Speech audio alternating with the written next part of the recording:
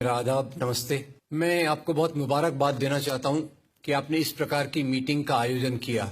आज जो माहौल पूरे देश में और दुनिया में, ये दोनों चीजें जुड़ी हुई हैं। हमारा देश दुनिया की समस्याओं से अलग नहीं है।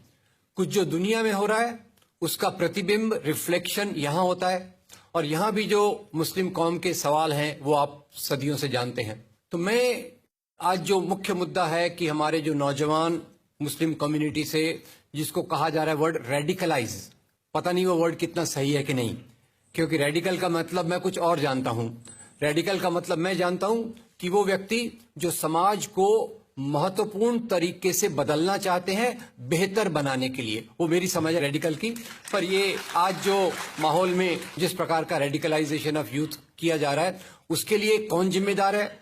इस्लाम जिम्मेदार है, मुसलमान जिम्मेदार हैं, या कोई और ताकतें हैं जिसके कारण ये आज का कैंसर हमारे समाज में बढ़ रहा है? ये हमको सोचने की जरूरत है। तो खैर, मेरे पास थोड़ा वक्त है तो मैं इसको दो मुद्दों में देखना चाहूंगा। एक तो ये जो पूरी प्रोसेस चालू हुई है वो 9/11 के बाद से चालू हुई है। 9/11/2001 आपको याद होगा, 2 एरोप्लेन। खैर, मैं कुछ चीजें दोहरा रहा हूं ताकि हम समझ सके आईएस आया कहां से।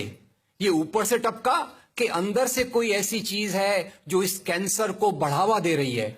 वो कैंसर को जो बढ़ावा देने वाली चीज है वो थोड़ा समझने की कोशिश हम करते हैं। खैर, 2 एरोप्लेन आए, 2 एरोप्लेन हाईजैक किए गए, ऐसा बोलते हैं। ये सब बोलते हैं वाली बात मैं कह रहा हूं, मीडिया का मामला है। सच क्या है, झूठ क्या है, सच दिखेगा, आसानी से हम उसको पहचान सकेंगे कि नहीं, वो एक अलग बात है। खैर, ऐसा कहा गया कि 2 एरोप्लेन आए, हाईजैक करके लाए गए और वर्ल्ड ट्रेड सेंटर की बिल्डिंग से टकराए। अब इतनी बड़ी बिल्डिंग थी, वो एरोप्लेन से गिर सकती कि नहीं, वो दूसरा सवाल। वो सवाल मैं सब अंदर छोड़ देता हूं, उसमें मैं नहीं जाऊंगा। बिल्डिंग नीचे बैठ गई और उसी के साथ करीब 3000 लोग मारे गए। कुछ मैं सवाल पूछता हूं अपने दोस्तों से ताकि मेरी समझ भी बढ़े, आपकी समझ भी बढ़े। एक सवाल का जवाब दीजिए, ये 3000 लोग जो मारे गए, ये लोग गुनाहगार थे या बेगुनाह थे? बेगुनाह थे। और इसके बाद वो ओसामा बिन लादेन, बुरा मत मानिएगा, मैं उसकी बहुत आलोचना करता हूं, वो कहता है ये अच्छा हुआ, ये जिहाद है, ऐसा और होना चाहिए, अल्लाह का शुक्र है। अब ये इस्लाम के नाम से उसने जो कह दिया, मेरे ख्याल से इस्लाम पे ये सबसे बड़ा अटैक था। और ये अटैक करने वाले के पीछे कौन था? क्या ओसामा बिन लादेन ऑटोमेटिक आ गया? ये अलकायदा कहां से बना? तो इसके बारे में भी बहुत गहरी सारी चीजें हैं जिसका मैंने स्टडी किया है, कुछ उस पर लिखा भी है। मैं बताता हूं, ये अलकायदा बनने की प्रोसेस की शुरुआत ही बाद में जाकर आईएसआईएस में तब्दील होती है। मैं इसको सवाल के रूप में पूछता हूं, देखिए, अगर इस्लाम के कारण आतंकवाद होता, मेरा सवाल जरा समझ लीजिए, अगर इस्लाम के कारण आतंकवाद होता तो दुनिया के कौन से देश में सबसे ज्यादा आतंकवादी होना चाहिए? इंडोनेशिया में। सऊदी अरेबिया बहुत छोटा है, पता नहीं हमारे बंबई के बराबर भी है कि नहीं। सऊदी अरेबिया बहुत छोटा है, सबसे ज्यादा आतंकवाद होना चाहिए इंडोनेशिया में, दुनिया का सबसे बड़ा मुस्लिम देश। वहां इस प्रकार का आतंकवाद नहीं है। नंबर 2, वो एरिया देखिए, अभी सवाल आपको बताया गया, उसको याद रखिएगा। इस दुनिया के आतंकवाद से, जिसको इस्लामिक आतंकवाद कहा जाता है गलती से, कैसा कहा जाता है वो भी मैं बताऊंगा। इस आतंकवाद से मारे जाने वाले ज्यादा लोग, इससे मारे जाने वाले ज्यादा लोग हिंदू हैं, मुसलमान हैं या क्रिश्चियन हैं? मुस्लिम हैं। इस्लाम के नाम पे आतंकवाद है, सबसे ज्यादा कौन मारा जाता है? मुस्लिम। अब तीसरी बात का ख्याल कीजिए, किस एरिया में इसका लोकेशन है? This terrorism is located in which area? तो उस एरिया की मैं 3 आपको बातें बताता हूं। उस एरिया में, जिसको मैं वेस्ट एशिया कहता हूं, पश्चिम एशिया में 3 चीजें हैं। नंबर 1, वहां रहने वालों में मुसलमान ज्यादा है, यस नो? उसी एरिया में आतंकवाद ज्यादा है, उसी एरिया में तेल का खजाना है। तो आतंकवाद तेल के कारण है कि इस्लाम के कारण है? तेल के कारण है। और तेल का कब्जा कौन करना चाहता है? तेल का कब्जा वो ताकत करना चाहती है जो वॉशिंगटन में बैठे हुई पूरी दुनिया को नचाते रहती है। काम करने वाला कोई और गुनाहगार कोई और बनाया गया। अब ये आया कैसे? तो आपको बता दूं कि ये अल कायदा के जो मदरसे, अब मदरसा अपने आप में खतरनाक शब्द उसमें कर देते हैं, कुछ मदरसों में इस आतंकवाद की ट्रेनिंग दी गई। इस्लाम के कारण गलत। ये जो मदरसों में आतंकवाद की ट्रेनिंग दी गई, उसके पीछे भी जो हाथ था, दो चीजों का था। सबसे बड़ा हाथ था अमेरिका का। अमेरिका ने $8,000 मिलियन, 7,000 टन हथियार दिए अलकायदा को। उनका ब्रेन वॉश किया गया। इस्लाम के जो दो महत्वपूर्ण शब्द हैं, माफ कीजिएगा अगर मैं कुछ गलत कहूं, मैं इस्लाम का स्कॉलर नहीं हूं, समझने की कोशिश करता हूं, कुछ मैंने गलत कहा तो उसको माफ कर दीजिएगा। तो दो शब्दों को उन्होंने बदल दिया। एक शब्द था जिहाद। जिहाद तो जो है जिहाद अकबर, जिहाद असगर। जहां तक मेरी समझ है, जिहाद अकबर का मतलब होता है अपनी बुराइयों के खिलाफ लड़ना। जिहाद असगर का मतलब होता है समाज की बुराइयों के खिलाफ संघर्ष करना।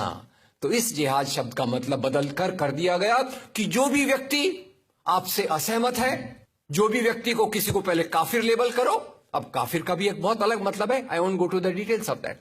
तो काफिर किसी को बोलो, उसको मारो, तो उसको जिहाद के नाम दिया गया। और ये ट्रेनिंग उन मदरसाओं में हुई जिसको अमेरिका ने पैसा दिया, अमेरिका ने सिलेबस भी दिया। और तो और मेरी समझ है, मदरसों में कुरान की ट्रेनिंग देते हैं। वो कैसे होना चाहिए वो आपके बीच में चर्चा का मुद्दा है, पर यहां जो ट्रेनिंग दी गई उसका सिलेबस वॉशिंगटन में बनाया गया। और खैर ये क्यों बनाया गया, उसके पीछे मैं पहले बहुत कोशिश करके, मेहनत करके लोगों को बोलता था ये अलकायदा इसके लिए बनाया गया। बाद में मेरे हाथ में एक बहुत अच्छी चीज आई।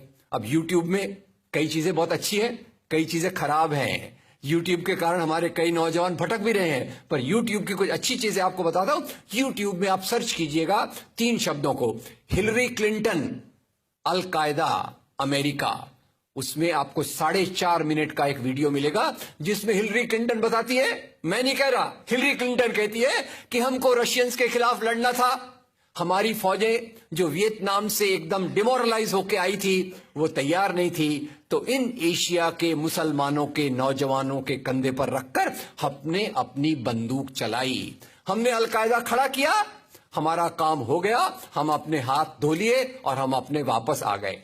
तो यानी हमने कैंसर के बीज डाल दिए, हम तो अपने देश में सुरक्षित हैं। उसका जो नतीजा भुगतना हो वो एशिया के लोग भुगते, वेस्ट एशिया के लोग भुगते। और उसी के साथ 9/11 के बाद, उसी के साथ अमेरिकन मीडिया ने एक सबसे खराब काम किया, the most anti human act in the history of Mankind.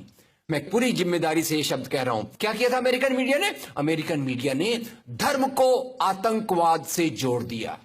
मजहब जो मोहब्बत सिखाता है, मजहब जो इंसान को इंसान बनना सिखाता है, उस मजहब के साथ इन्होंने आतंकवाद को जोड़ दिया और एक शब्द बनाया पहली बार, इस्लामिक टेररिज्म।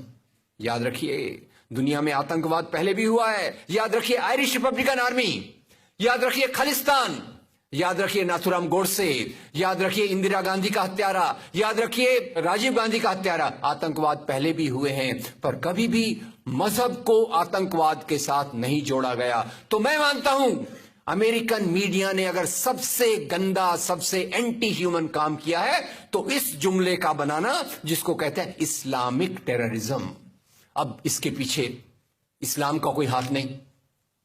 जिहाद शब्द का मतलब बदल दिया गया और काफिर शब्द का मतलब बदल दिया गया। यहां से ब्रेन वॉश की एक प्रोसेस चालू हुई और इसी को मैं कहता हूं, ये प्रोसेस जो चालू की, ये प्रक्रिया एक कैंसर होती है। मेरा थोड़ा मेडिकल बैकग्राउंड है, मैं जानता हूं कैंसर शुरुआत में होता है, आपने ट्रीट कर लिया तो ठीक है, जब वो फाइनल स्टेज में जाता है तो पूरी दुनिया की बर्बादी करने पे तुल जाता है। और वही बात अलकायदा के साथ हुई। अलकायदा के बाद मामला वहीं खत्म नहीं होता। तेल की प्यास, तेल की भूख बहुत बड़ी है। आप जानते हैं भारत 200 साल तक गुलाम रहा इंग्लैंड का। काय के लिए गुलाम था? क्योंकि उनको यहां का कच्चा माल लूट कर ले जाना था। After colonialism there is imperialism, और ये इंपीरियलिज्म चाहता है दुनिया के रॉ मटेरियल्स, दुनिया के रिसोर्सेस को लूटकर अपनी समृद्धि को, अपनी प्रॉस्पेरिटी को बढ़ाया जाए। और उसी के चलते उन्होंने एक और काम किया और वो काम था इराक पे हमला। अभी ब्रेक्सिट, अभी वो कौन सी रिपोर्ट आई है, मैं नाम भूल गया उसका, जिसमें ब्रिटेन के प्रधानमंत्री जो थे उनको एक गिल्टी करार हो रहा है। वो रिपोर्ट में पहले उन्होंने तय कर लिया कि हमको इराक पे हमला करना है, बाद में आर्ग्यूमेंट ढूंढते रहे कि भाई कौन सी बात पे हम इराक पे हमला करें, तो बोले अरे इराक के पास तो वेपन्स ऑफ मास डिस्ट्रक्शन है। उस बात पे लंबी बहस चली और यूनाइटेड नेशंस, जिसको अमेरिका ने अपने जेब में रख लिया है, उसके सहारे से उन्होंने इराक पे हमला किया। और वो इराक पे हमले के कारण जो वहां की आर्मी स्ट्रक्चर था, जो फौज का स्ट्रक्चर था, वो डिस्टर्ब हो गया। एक तरफ से वो डिस्टर्ब हो गया, दूसरी तरफ से अल कायदा की आइडियोलॉजी आई और इन दोनों को मिलाकर आईएसआईएस बना। काम है इस्लाम का नाम, इस्लाम के नाम पर जो काम हो रहा है वो वास्तव में it is a design of imperialist powers to control on the oil resources of the world. इससे गंदी बात दुनिया में कोई नहीं हो सकती कि मजहब के नाम पर एक पॉलिटिक्स, मजहब के नाम पे आर्थिक समस्याओं को अमेरिका हल करने की कोशिश कर रहा है। ये एक बात। अब दूसरा एक और भी इसमें जोड़ दूं, इंडिया में, भारत में खास तौर तक समस्या और ज्यादा रही। यानी वो एक हमारा हिंदी में कहा मुहावरा है ना, एक तो करेला ऊपर से नीम चढ़ा। मुसलमानों का हाल पहले भी बहुत अच्छा नहीं था। मैं ये नहीं कहना चाहता कि हमको केवल रोते रोते अपनी जिंदगी गुजारना है। मैं ये कहना चाहता हूं अगर हम समस्या को असली तरीके से समझेंगे, जिसकी कोशिश मैं यहां देख रहा हूं, तो हम उस समस्या को हल कर सकेंगे और यही हमारा उद्देश्य होना चाहिए। मैंने कहां से शुरुआत की थी? भारत में वैसे ही आपको याद होगा मक्का मस्जिद blast, Malegaon blast, Ajmer blast, समझौता ब्लास्ट। हर एक ब्लास्ट के बाद मैं बहुत तकलीफ से पढ़ता था, मालेगांव में ब्लास्ट हुआ, 25 नौजवान मुसलमान नौजवानों को पकड़ा गया आरोपी के रूप में। वो लोग जेल में रहते, करियर बर्बाद होता, बाद में कोर्ट कहता इनके पास तो कोई सबूत इनके खिलाफ नहीं है, उनको छोड़ दिया जाता। ये कब तक चली प्रक्रिया? जब तक बंबई में 26/11 नहीं हुआ। हेमंत करकरे, इशारों इशारों में बात, मैं वही बात समाप्त कर देता हूं। There are prejudices against a particular community, और ये प्रिजुडिसेस की शुरुआत ये जो इस्लामिक टेररिज्म शब्द से हुई, और उसके पहले भी इंडियन हिस्ट्री में, इंडियन हिस्ट्री को मिसयूज करके मुसलमानों को बदनाम करने की कोशिश की गई। ये मैं वार्निंग इसलिए दे रहा हूं कि हम जितना समस्या को समझेंगे उतने अच्छे से उसका समाधान कर सकेंगे। तो इसकी शुरुआत कहां से हो सकी है? अरे भाई मुसलमान राजा वेरी बैड, ये मेरा फेवरेट टॉपिक है। इसलिए नहीं कि मैं राजाओं को चाहता हूं, इसलिए कि मैं डेमोक्रेसी को चाहता हूं, और मैं नहीं चाहता कि डेमोक्रेसी राजाओं के नाम पर खत्म कर दी जाए। राजा, मुसलमान राजा वेरी बैड, बोले अरे भाई एक हाथ में तलवार एक हाथ में कुरान लेके आए, और यहां उन्होंने इस्लाम लोगों पे लाद दिया। लोग जनरली सुन लेते, मुसलमान राजा आए, एक हाथ में तलवार एक हाथ में कुरान। पर एक आपको वाकया सुना दूं, एक कॉलेज में गया था मैं, तो कुछ अजब ही वाकया निकला। मैं जब स्टूडेंट्स को बोला देखो भाई लोग कहते हैं मुसलमान राजा एक हाथ में तलवार एक हाथ में कुरान लेके आए, तो 5-6 स्टूडेंट खड़े हो गए। बोले सर ये कैसे हो सकता है? बोले अगर राजा के एक हाथ में तलवार है एक हाथ में कुरान है तो घोड़ा कैसे चलेगा? मैंने कहा ये तो मुझे भी नहीं पता। फिर मैंने स्टडी किया और ये पता चला मुझे कि भारत में सबसे पहले जो इस्लाम आया वो राजाओं के माध्यम से नहीं आया। मैं तो यहां तक भी कहता हूं इस्लाम राजाओं के माध्यम से नहीं आया, इस्लाम संतों के माध्यम से आया, इस्लाम मोहब्बत के रास्ते से आया। इस्लाम आया क्योंकि यहां की